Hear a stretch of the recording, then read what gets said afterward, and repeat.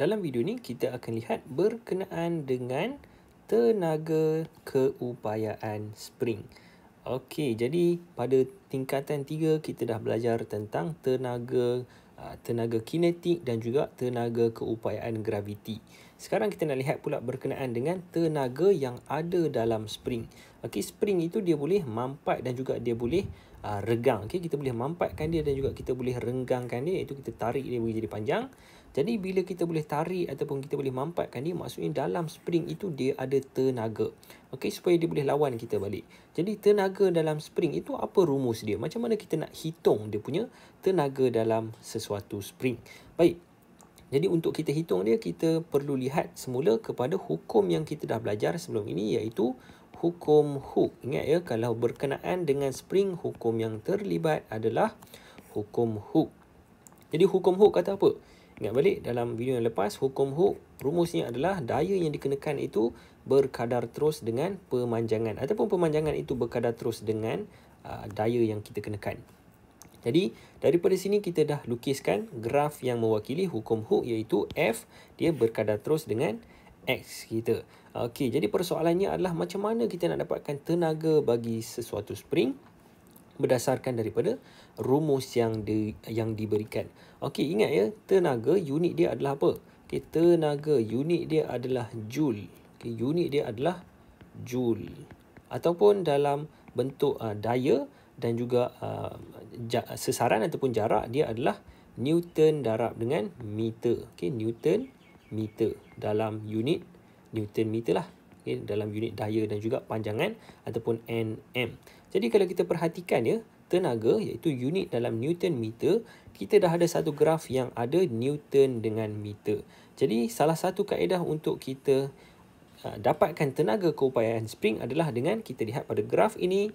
Okey, dan kita tahu bahawa Newton darab dengan meter mewakili kita punya tenaga, okey, iaitu tenaga keupayaan spring. Jadi daripada graf ini, macam mana kita nak darabkan dia? Jawapannya adalah kita darabkan dia punya luas di bawah graf. Okey, jadi kita boleh dapatkan luas di bawah graf ini. Contoh, okey, jadi kita boleh hitung dia punya luas dia. Jadi apa yang diwakili oleh luas ataupun berapa luas ini? Okey, yang diwakili oleh luas ini adalah tenaga lah.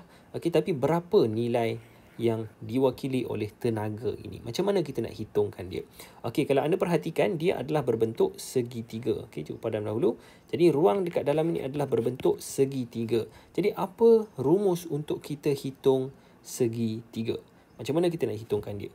Okey, ingat kita ada yang ini, dia punya pemanjangan dia adalah X. Okey, contoh pemanjangan dia adalah X1 dan dia punya daya dia adalah F1 ataupun F lah, tak kisahlah F1, cikgu saja buat F1 X1 supaya tak keliru dengan paksi dia.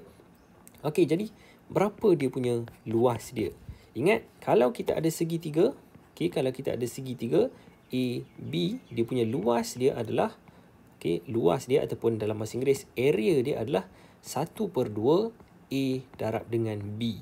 Okey, ini adalah rumus untuk segitiga. Jadi dalam situasi kita ini, kita ada segitiga juga. Jadi macam mana dia punya tenaga dia ataupun luas di bawah graf dia? Okey, jawapannya adalah tenaga dia akan sama dengan 1/2 A darab B. Ataupun dalam kes kita ni, F darab dengan X. Okey, F1 darab dengan X1. Ataupun kita ringkaskan saja kepada F darab dengan X. Ataupun, okey, kita ringkaskan dia lagi sama dengan Fx. Okey. Tapi kita juga boleh kembangkan yang ini kerana kita tahu bahawa hukum Hooke menyatakan F bersamaan dengan Kx. Jadi kita boleh gantikan Kx ke dalam F di sini. Jadi apa yang kita akan dapat?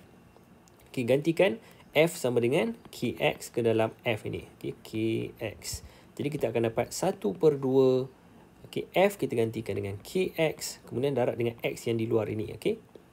Jadi kita akan dapat 1/2 K. Okey, X darab X adalah X kuasa 2.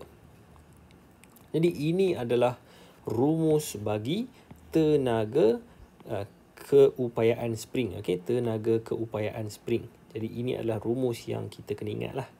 Okey, kena tahulah, iaitu ini adalah rumus yang mewakili tenaga kekenyalan ataupun tenaga keupayaan dalam sesuatu spring.